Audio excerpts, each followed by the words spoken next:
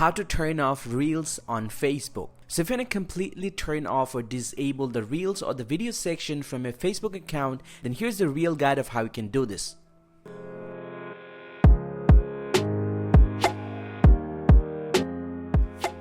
Well, so now to turn off the Reels or the video section from Facebook, you just need to open up the Facebook from your Android or iPhone, and from the home page, go and tap on this three dot line at the top right, and then simply go and tap on the settings icon at the top.